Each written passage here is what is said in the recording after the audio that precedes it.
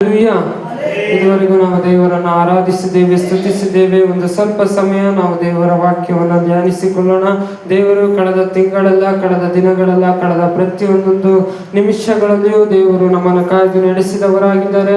ಅದು ಮಾತ್ರವಲ್ಲದೆ ದೇವರು ಕಳೆದ ದಿನಗಳಲ್ಲಿ ನಾವು ನೋಡುವಾಗ ಕಷ್ಟಗಳಲ್ಲಿ ಇರುವಂಥ ಸಮಯಗಳಲ್ಲಿ, ದುಃಖದಲ್ಲಿ ಇರುವಂಥ ಸಮಯಗಳಲ್ಲಿ, ಕಣ್ಣೀರಿನಲ್ಲಿ ಇರುವಂಥ ಸಮಯಗಳಲ್ಲಿ, ಸಾಲಗಳಲ್ಲಿ ಇರುವಂಥ ಸಮಯಗಳಲ್ಲಿ, ನಾವು ನಂಬಿದಂಥ ಜನರು ನಮ್ಮನ್ನು ಕೈ ಬಿಡಲ್ಪಟ್ಟಂತ ಸಮಯಗಳಲ್ಲಿ, ಆದರೆ ದೇವರು ನಮ್ಮನ್ನು ಕೈ ಬಿಡದ ರೀತಿಯಲ್ಲಿ ನಮ್ಮನ್ನು ಪ್ರತಿಯೊಂದು ಸ್ಥಿತಿಯಲ್ಲೂ, ಪ್ರತಿಯೊಂದು ಕ್ಷಣಗಳಲ್ಲಿಯೂ ದೇವರು ನಮ್ಮನ್ನು ಕೈ ಬಿಡದ ರೀತಿಯಲ್ಲಿ ದೇವರು ನಮ್ಮನ್ನು ಕಾಯ್ದು ನಡೆಸಿದವರಾಗಿದ್ದಾರೆ. ಹಲ್ಲೆಲೂಯಾ. ಕಾರಣ ಏನಂದ್ರೆ, ಈ ಲೋಕದಲ್ಲಿ ಇರುವವನಿಗಿಂತ ನಮ್ಮಲ್ಲಿ ನಿಮ್ಮಲ್ಲಿ ಇರುವ ಆತನು ಹೆಚ್ಚಿನವನಾಗಿರೋದ್ರಿಂದ ನಾವು ನೀವು ಆರಾಧನೆಯನ್ನು ಮಾಡುವಂತ ದೇವರು, ನಾವು ನೀವು ಸ್ತುತಿ ಮಾಡುವಂತ ದೇವರು. ಆತನು ಈ ಲೋಕವನ್ನ ಜಯಿಸಿರೋದ್ರಿಂದ ಇವತ್ತು ನಮ್ಮ ಜೀವಿತದಲ್ಲಿ ಕೂಡ, ನಮ್ಮ ಪರಿಸ್ಥಿತಿಗಳಲ್ಲಾಗಿರ್ಬೋದು, ನಮ್ಮ ಕೆಲಸ ಕಾರ್ಯಗಳಲ್ಲಾಗಿರ್ಬೋದು, ನಮ್ಮ ಉದ್ಯೋಗಗಳಲ್ಲಾಗಿರ್ಬೋದು, ನಮ್ಮ ಮನೆಗಳಲ್ಲಾಗಿರ್ಬೋದು, ನಮ್ಮ ಕುಟುಂಬದ ಜೀವಿತಗಳಲ್ಲಾಗಿರ್ಬೋದು, ನಮ್ಮ ಪ್ರತಿಯೊಂದೊಂದು ನಿಮಿಷಗಳಲ್ಲಿಯೂ ಕೂಡ ದೇವರು ಜಯವನ್ನು ಕೊಟ್ಟು ನಡೆಸಲಿಕ್ಕೆ ಆತನು ಶಕ್ತನಾಗಿದ್ದಾನೆ. ಹಲ್ಲೆಲೂಯಾ. ನಮ್ಮ ಜೀವಿತದಲ್ಲಿ ನಾವು ನೋಡುವಾಗ ದೇವರು ಮಾಡಿರುವಂತ ಉಪಕಾರಗಳನ್ನ, ದೇವರು ಮಾಡಿರುವಂತ ಅದ್ಭುತಗಳನ್ನ, ದೇವರು ಮಾಡಿರುವಂತ ಎಲ್ಲ ಮೇಲುಗಳನ್ನ ನಾವೇನ್ ಮಾಡ್ಬೇಕು, ನೆನೆಸಿ ನಾವು ದೇವರಿಗೆ ಸ್ತೋತ್ರವನ್ನು ನಾವು ಮಾಡುವಂತವರಾಗಿರ್ಬೇಕು. ಕೀರ್ತನೆಯಲ್ಲಿ ನಾವು ಓದುವಾಗ ದಾವೀದನು ತಾನು ಹೀಗೆ ಹೇಳ್ತಾನೆ, ದೇವರ ಉಪಕಾರವನ್ನು ಸ್ಮರಿಸಿರಿ ಎಂಬುದಾಗಿ. ಹೇಗೆ ನಾವು ದೇವರ ಉಪಕಾರವನ್ನು ನಾವು ಸ್ಮರಿಸಬೇಕು ಎಂಬುದಾಗಿ ಹೇಳೋದಾದ್ರೆ, ಇದುವರೆಗೂ ನಡೆಸಿದ್ದಿರಲ್ಲ ದೇವರೇ ನಿಮಗೆ ಸ್ತೋತ್ರ ಎಂಬುದಾಗಿ, ಇದುವರೆಗೂ ನಮ್ಮನ್ನು ಕಾಯ್ದಿದ್ದಿರಲ್ಲ ದೇವರೇ ನಿಮಗೆ ಸ್ತೋತ್ರ ಎಂಬುದಾಗಿ, ನಮ್ಮ ಪ್ರಯಾಣಗಳಲ್ಲಿ ನಮ್ಮ ಜೊತೆಯಲ್ಲಿ ಇದ್ದು ನಡೆಸಿದ್ದಕ್ಕಾಗಿ ನಿಮಗೆ ಸ್ತೋತ್ರ ಎಂಬುದಾಗಿ, ನಮ್ಮ ಅನ್ನಪಾನಗಳನ್ನು ಆಶೀರ್ವದಿಸಿ ಕೊಟ್ಟಿದ್ದಕ್ಕಾಗಿ ನಿಮಗೆ ಸ್ತೋತ್ರ ಎಂಬುದಾಗಿ, ನಮಗೆ ಆರೋಗ್ಯ ಬಲ ಶಕ್ತಿಯನ್ನು ಕೊಟ್ಟು ನಡೆಸಿದಿರಲ್ಲ ನಿಮಗೆ ಸ್ತೋತ್ರ ಎಂಬುದಾಗಿ. ಹೀಗೆ ದೇವರು ಮಾಡಿರುವಂತ ಉಪಕಾರಗಳನ್ನ, ಹೀಗೆ ದೇವರು ಮಾಡಿರುವಂತ ಎಲ್ಲ ಮೇಲುಗಳನ್ನ ನೆನೆಸಿ ನಾವೇನ್ ಮಾಡ್ಬೇಕು, ಪ್ರತಿನಿತ್ಯವೂ ಪ್ರತಿ ದಿನವೂ ನಾವು ದೇವರಿಗೆ ಸ್ತೋತ್ರವನ್ನು ನಾವು ಹೇಳುವಂತವರಾಗಿರಬೇಕು. ಹಲ್ಲೆಲೂಯಾ. ಯೇಸು ಸ್ವಾಮಿ ಹೀಗೆ ಹೇಳ್ತಾರೆ, ಯಾರು ನನಗೆ ಸ್ತುತಿ ಸ್ತೋತ್ರ ಯಜ್ಞಗಳನ್ನು ಸಮರ್ಪಿಸ್ತಾರೋ ಅವರೇ ನನ್ನನ್ನು ಸನ್ಮಾನಿಸುವರು ಎಂಬುದಾಗಿ. ದೇವರು ಹೀಗೆ ಹೇಳ್ತಾರೆ, ನನ್ನನ್ನು ಸನ್ಮಾನಿಸುವವರನ್ನ ನಾನು ಅವರ ಜೀವಿತದಲ್ಲಿಯೂ ಕೂಡ ನಾನು ಸನ್ಮಾನಿಸುವೆನು ಎಂಬುದಾಗಿ. ಅಂದರೆ ಯಾರು ದೇವರಲ್ಲಿ ಭಯಭಕ್ತಿ ಉಳ್ಳವರಾಗಿ, ಯಾರು ದೇವರ ವಾಕ್ಯಗಳನ್ನು ಅನುಸರಿಸುವವರಾಗಿ, ಯಾರು ದೇವರಲ್ಲಿ ಭಯಭಕ್ತಿ ಉಳ್ಳವರಾಗಿ, ಆತನ ಆಜ್ಞೆಗಳನ್ನು ಕೈಗೊಂಡು ಜೀವಿಸುವವರಾಗಿ ಯಾರು ಈ ಲೋಕದಲ್ಲಿ ಜೀವಿಸುವಂತವರಾಗಿರ್ತಾರೋ ಅಂಥವರ ಜೀವಿತಗಳಲ್ಲಿ, ಅಂಥವರ ಕುಟುಂಬಗಳಲ್ಲಿ, ಅಂಥವರ ಮನೆಗಳಲ್ಲಿ, ಅಂಥವರ ಕೆಲಸ ಕಾರ್ಯಗಳಲ್ಲಿ, ಅಂಥವರ ಉದ್ಯೋಗಗಳಲ್ಲಿ ದೇವರೇನ್ ಮಾಡ್ತಾರೆ, ಆಶೀರ್ವಾದಕರವಾಗಿ ಆತನು ನಡೆಸಲಿಕ್ಕೆ ಆತನು ಶಕ್ತನಾಗಿದ್ದಾನೆ. ಹಲ್ಲೆಲೂಯಾ. ಹಲ್ಲೆಲೂಯಾ. ದೇವರ ವಾಕ್ಯ ಹೀಗೆ ಹೇಳುತ್ತೆ, ಕೀರ್ತನೆ 146 ಅದರ 1ನೇ ವಚನವನ್ನು ನೋಡುವಾಗ, ಯೆಹೋವನಿಗೆ ಸ್ತೋತ್ರ, ನನ್ನ ಮನವೇ ಯೆಹೋವನನ್ನು ಸ್ತುತಿಸು ಎಂಬುದಾಗಿ. ಈ ದಿನಗಳಲ್ಲಿ ನಾವು ದೇವರನ್ನು ಸ್ತುತಿಸ್ತಾ ಇದ್ದೀವ? ಯಾವ ರೀತಿಯಾಗಿ ನಾವು ದೇವರನ್ನು ಸ್ತುತಿಸ್ತಾ ಇದ್ದೀವಿ? ಒಂದು ದಿನ ಮಾತ್ರ ನಾವು ದೇವರನ್ನು ಸ್ತುತಿಸಿದ್ರೆ ಸಾಕ? 2 ದಿನ ಮಾತ್ರ ನಾವು ದೇವರನ್ನು ಸ್ತುತಿಸಿದ್ರೆ ಸಾಕ? ಅಥವಾ ವಾರಕ್ಕೊಮ್ಮೆನೋ ತಿಂಗಳಿಗೊಮ್ಮೆನೋ ದೇವರನ್ನು ಸ್ತುತಿಸಿದ್ರೆ ಸಾಕ? ಯಾವ ರೀತಿಯಾಗಿ ನಾವು ದೇವರನ್ನು ಸ್ತುತಿಸ್ತಾ ಇದ್ದೀವಿ? ಹಲ್ಲೆಲೂಯಾ. ಇಲ್ಲಿ ಇರೋರು ಎಷ್ಟು ಜನ ಡೈಲಿ ನಾವು ಪ್ರಾರ್ಥನೆ ಮಾಡ್ತೀವಿ, ಡೈಲಿ ನಾವು ದೇವರ ವಾಕ್ಯವನ್ನು ಓದ್ತೀವಿ? ಇವತ್ತು ನಾವು ಡೈಲಿ ನಾವು ದೇವರಲ್ಲಿ ಭಯಭಕ್ತಿ ಉಳ್ಳವರಾಗಿ ಜೀವಿಸ್ತಾ ಇದ್ದೀವಿ ಎಂಬುದಾಗಿ ಹೇಳೋರು ಒಂದು ಹಲ್ಲೆಲೂಯಾ ಹೇಳ್ರಿ. ಹಲ್ಲೆಲೂಯಾ. ಹಲ್ಲೆಲೂಯಾ. ಯಾಕೆ ಕೇಳಿದೆ ಅಂದರೆ, ಕೆಲವೊಬ್ರು ಇರ್ತಾರೆ ವಾರಕ್ಕೊಮ್ಮೆ ಸತ್ಯವೇದ ತೆಗೆಯುವಂಥವ್ರು ಇರ್ತಾರೆ, ವಾರಕ್ಕೊಮ್ಮೆ ಪ್ರಾರ್ಥನೆ ಮಾಡುವಂಥವ್ರು ಇರ್ತಾರೆ, 2 ವಾರಕ್ಕೊಮ್ಮೆ, ತಿಂಗಳಿಗೊಮ್ಮೆ, ವರ್ಷಕ್ಕೊಮ್ಮೆ ಸಭೆಗೆ ಬರುವಂಥವ್ರು ಇರ್ತಾರೆ. ಹಲ್ಲೆಲೂಯಾ. ಆದ್ರಿಂದ ಇಂಥವರ ಜೀವಿತದಲ್ಲಿ ದೇವರು ಯಾವ ಆಶೀರ್ವಾದಗಳನ್ನು ಮಾಡೋದಿಲ್ಲ, ಅಂಥವರು ಇದ್ದ ಸ್ಥಿತಿಯಲ್ಲೇ ಇರುವಂಥವರಾಗಿದ್ದಾರೆ. ಹಲ್ಲೆಲೂಯಾ. ಯಾವಾಗಲೂ ಒಂದ್ಸತಿ ನಾವು ದೇವರನ್ನು ಸ್ತುತಿಸೋದಲ್ಲ, ಯಾವಾಗಲೂ ಒಂದ್ಸತಿ ನಾವು ದೇವರಲ್ಲಿ ಪ್ರಾರ್ಥನೆ ಮಾಡುವಂಥದ್ದಲ್ಲ, ಯಾವಾಗಲೂ ಒಂದ್ಸತಿ ನಾವು ಸತ್ಯವೇದವನ್ನು ತೆಗೆದು ನಾವು ಓದುವಂಥದ್ದಲ್ಲ, ಯಾವಾಗಲೂ ಒಂದ್ಸತಿ ನಾವು ದೇವರ ವಾಕ್ಯವನ್ನು ನಾವು ಧ್ಯಾನಿಸೋದಲ್ಲ. ದೇವರ ಮಕ್ಕಳಾದಂತ ನಾವು ಏನ್ ಮಾಡಬೇಕು, ಪ್ರತಿನಿತ್ಯವೂ ಪ್ರತಿದಿನವೂ ನಾವು ದೇವರನ್ನ ಸ್ತುತಿಸುವಂತವರಾಗಿರಬೇಕು, ಪ್ರತಿದಿನವೂ ನಾವು ದೇವರನ್ನ ಆರಾಧಿಸುವಂತವರಾಗಿರಬೇಕು. ಹಲ್ಲೆಲೂಯಾ. ದೇವರ ವಾಕ್ಯ ಹೀಗೆ ಹೇಳುತ್ತೆ, ಇದೇ ಕೀರ್ತನೆ 146ರಲ್ಲಿ ಕೀರ್ತನೆಗಾರನು ಹೀಗೆ ಹೇಳ್ತಾನೆ ನೋಡ್ರಿ, ಆ 1ನೇ ಮತ್ತು 2ನೇ ವಚನವನ್ನ, ನನ್ನ ಮನವೇ ಯೆಹೋವನನ್ನು ಸ್ತುತಿಸು. ಎಲ್ಲಿಯವರೆಗೂ ನಾವು ಸ್ತುತಿಸಬೇಕೆನ್ನೋದಾದ್ರೆ, ಪ್ರಾಣವಿರುವವರೆಗೂ ಯೆಹೋವನನ್ನು ಸ್ತುತಿಸುವೆನು ಎಂಬುದಾಗಿ, ಜೀವಮಾನವೆಲ್ಲ ನನ್ನ ದೇವರನ್ನು ಕೊಂಡಾಡುವೆನು ಎಂಬುದಾಗಿ ಎಂಬುದಾಗಿ, ಅಂದರೆ ನಮ್ಮ ಪ್ರಾಣವಿರುವವರೆಗೂ ಕೂಡ, ನಮ್ಮ ಜೀವವಿರುವವರೆಗೂ ಕೂಡ, ನಮ್ಮ ಕೊನೆ ಉಸಿರಿರೋವರೆಗೂ ನಾವೇನ್ ಮಾಡ್ಬೇಕು? ದೇವರನ್ನ ನಾವು ಸ್ತುತಿಸುವಂತವರಾಗಿರ್ಬೇಕು, ದೇವರನ್ನೇ ನಾವು ಆರಾಧಿಸುವಂತವರಾಗಿರ್ಬೇಕು, ಆತನನ್ನೇ ನಾವು ಸೇವಿಸುವಂತವರಾಗಿರ್ಬೇಕು, ಆತನನ್ನೇ ನಾವು ಪ್ರೀತಿಸುವಂತವರಾಗಿರ್ಬೇಕು. ಅದು ಮಾತ್ರವಲ್ಲದೆ ನಮ್ಮ ಕೊನೆ ಉಸಿರಿರುವವರೆಗೂ ಕೂಡ ಆತನ ನಾಮವನ್ನು ನಾವು ಸಾರಿ ಹೇಳುವಂತವರಾಗಿರಬೇಕು, ಆತನ ಸೇವೆಯನ್ನು ನಾವು ಮಾಡುವಂತವರಾಗಿರಬೇಕು. Hallelujah, hallelujah. ಸಭೆ ಸೇವೆ ಎಂಬುದಾಗಿ ಹೇಳುವಾಗ ಅದು ಒಬ್ಬರಿಂದ ನಡೆಯುವಂಥದ್ದಲ್ಲ. ಎಲ್ಲರೂ ಕೈ ಜೋಡಿಸುವಾಗ, ಎಲ್ಲರೂ ಸೇವೆಗಾಗಿ, ಸೇವೆಯ ಕಾರ್ಯಗಳಿಗಾಗಿ, ಸಭೆಯ ಕೆಲಸಗಳಿಗಾಗಿ ಕೈ ಜೋಡಿಸುವಾಗ ಆಗ ಅಲ್ಲಿ ಮಾತ್ರ ಪರಿಪೂರ್ಣವಾದಂತಹ ಸೇವೆಯು ನಡೆಯುವಂಥದ್ದಾಗಿದೆ. ಈ ದಿನಗಳಲ್ಲಿ ಅನೇಕರು ಅಂದುಕೊಂಡಿರ್ಬೋದು, ಇಲ್ಲಿ ನಿಂತು ವಾಕ್ಯ ಹೇಳೋದು ಮಾತ್ರ ದೇವರ ಸೇವೆ ಎಂಬುದಾಗಿ, ಇಲ್ಲಿ ನಿಂತು ಆರಾಧನೆ ನಡೆಸೋದು ಮಾತ್ರ, ಇಲ್ಲಿ ನಿಂತು ಪ್ರಾರ್ಥನೆ ನಡೆಸೋದು ಮಾತ್ರ ಸೇವೆ ಎಂಬುದಾಗಿ ಅಲ್ಲ. ನಾವು ಒಂದು ಕಾರ್ಯವನ್ನು ನಾವು ಅರ್ಥ ಮಾಡಿಕೊಳ್ಬೇಕು.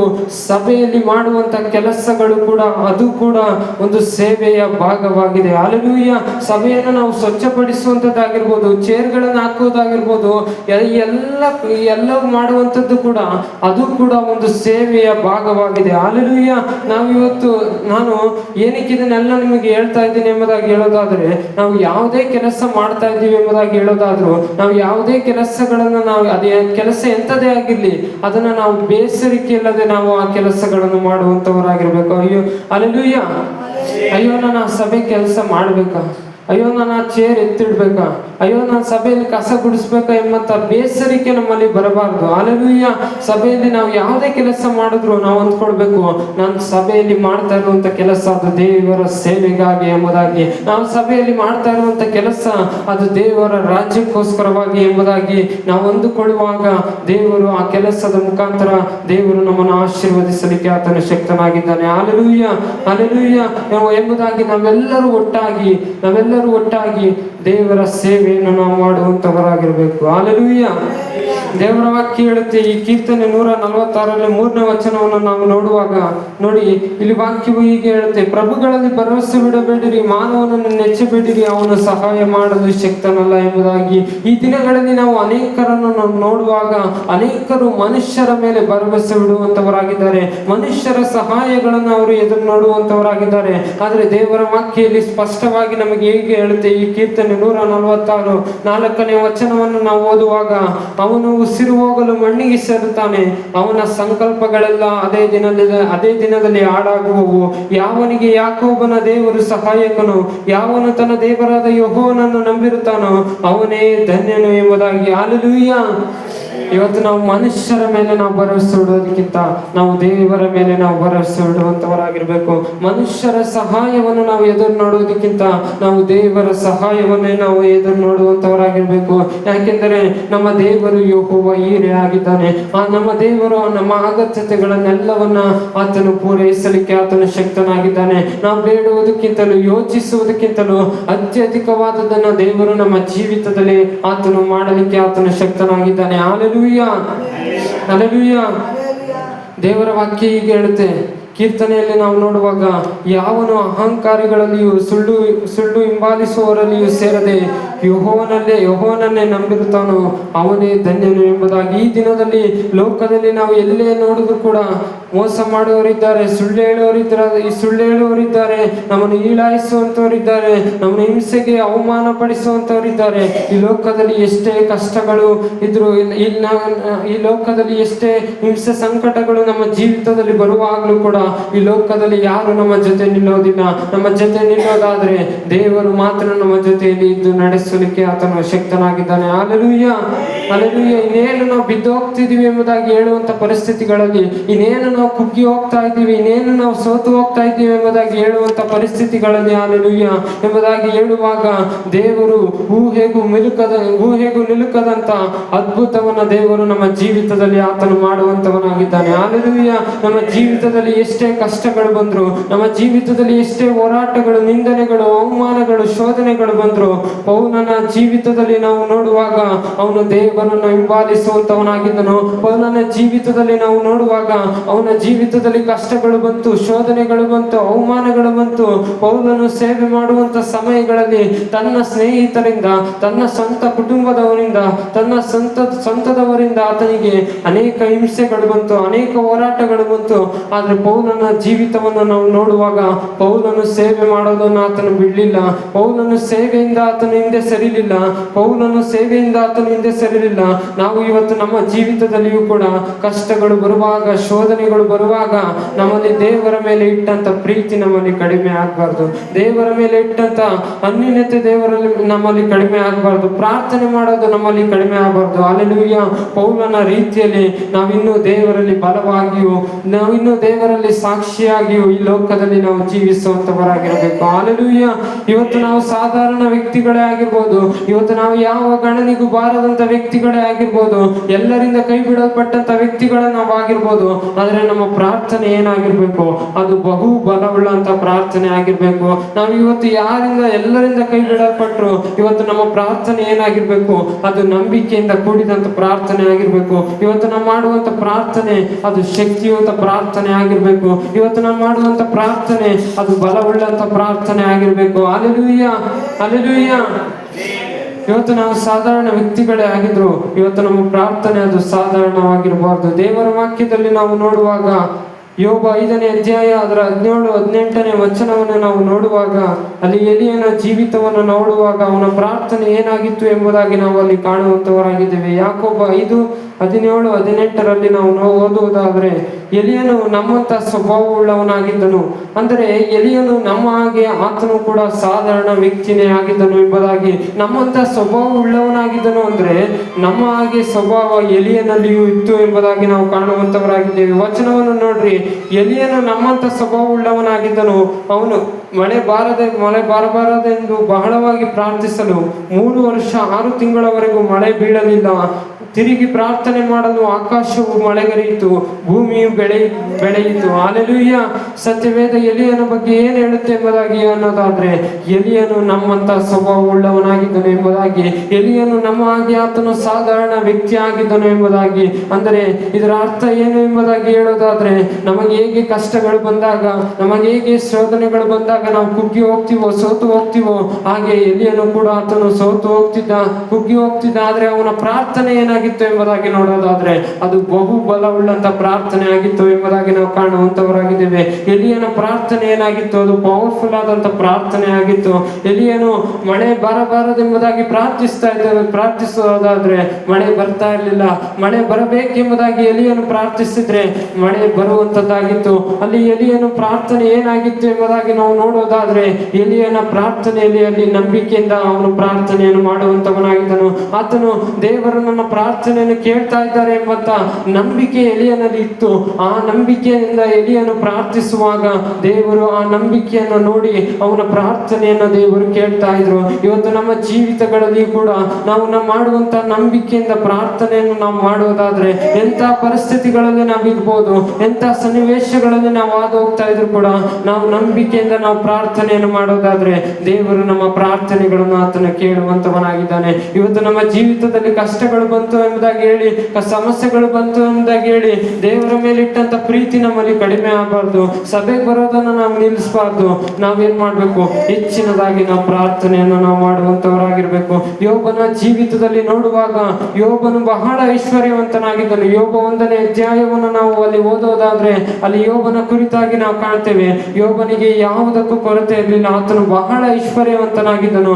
ಆದ್ರೆ ಅದೇ ಯೋಬನು ಒಂದು ದಿನ ಎಲ್ಲವನ್ನು ಕಳೆದುಕೊಂಡಾಗ, ಆತನಲ್ಲಿ ಇದ್ದಂತ ಐಶ್ವರ್ಯ, ಹಣ ಎಲ್ಲವನ್ನು ಆತನು ಕಳೆದುಕೊಂಡಾಗ ಯೋಬ ಹೇಳಿದಂತ ಮಾತೇನೆಂದರೆ, ಇತ್ತ ಏನು ಇಲ್ಲದವನಾಗಿ ಬಂದೆನು, ಏನು ಇಲ್ಲದವನಾಗಿ ಗತಿಸಿ ಹೋಗುವೆನು.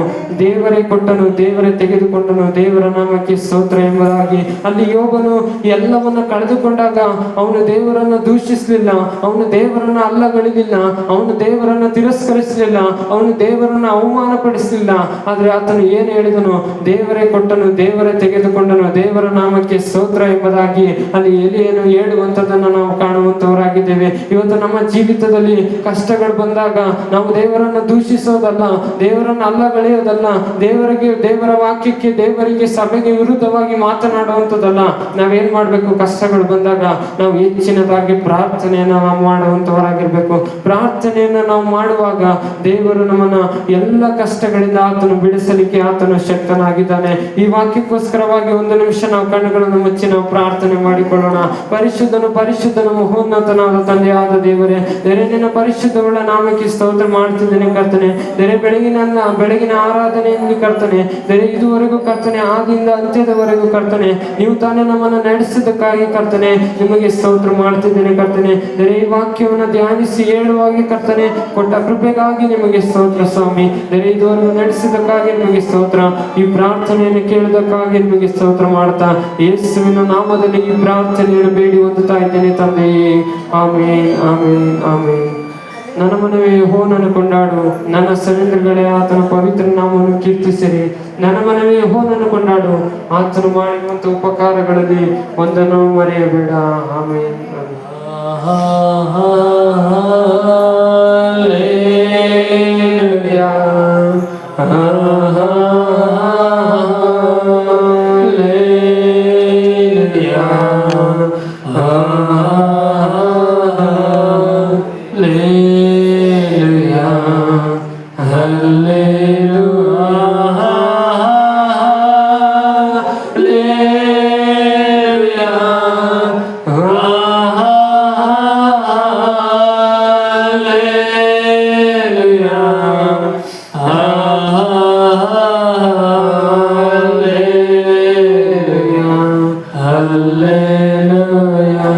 ನಾವೆಲ್ಲರೂ ಹಾಗೆ ಅಂತ್ಯಾಶೀರ್ವಾದವನ್ನು ಹೊಂದಿಕೊಳ್ಳೋಣ.